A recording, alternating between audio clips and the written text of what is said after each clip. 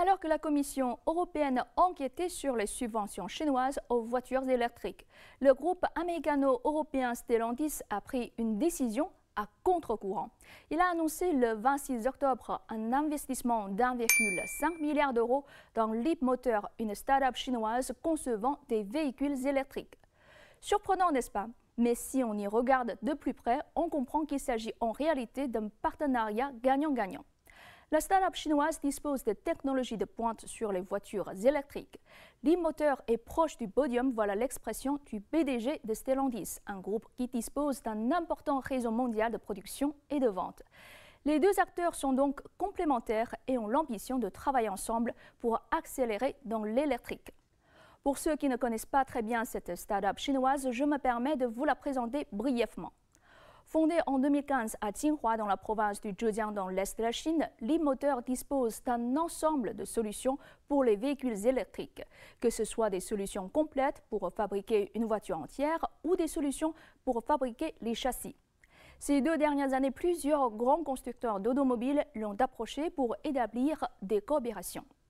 Quant à ces produits, ils sont très populaires en Chine, avec 10 000 véhicules écoulés chaque mois. Le modèle le plus populaire est la T03, une voiture compacte. Vendue entre 7 000 et 12 000 euros en Chine, ce modèle d'entrée de gamme a été présenté au salon de Munich en septembre dernier et sera peut-être le premier modèle à se vendre sur le marché européen. Du côté de Stellantis, le PDG du groupe est lucide sur le problème des constructeurs européens qui peinent à produire des véhicules abordables. La réalité, c'est que l'Europe en a désespérément besoin. Avec Leapmotor, nous serons très efficaces en termes de coûts. Le produit est déjà prêt, a-t-il dit en marge de la cérémonie de signature à Hangzhou, dans l'est de la Chine.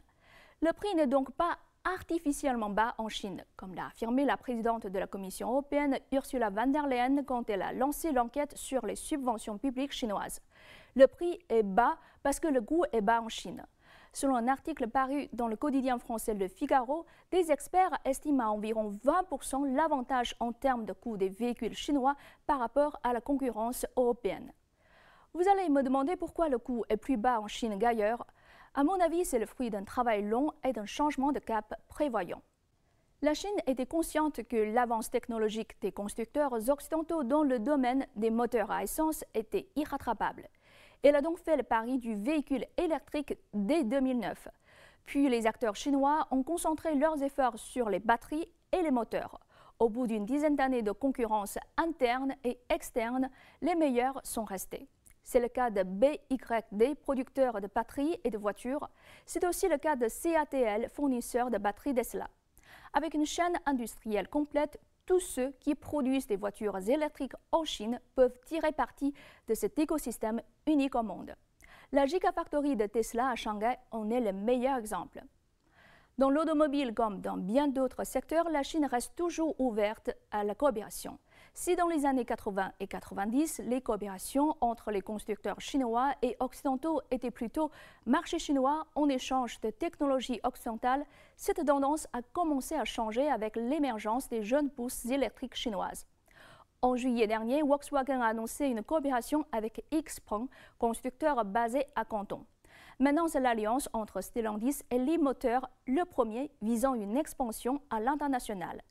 Certains occidentaux et notamment les politiciens devraient abandonner leur mentalité hostile et commencer à s'habituer à la nouvelle tendance.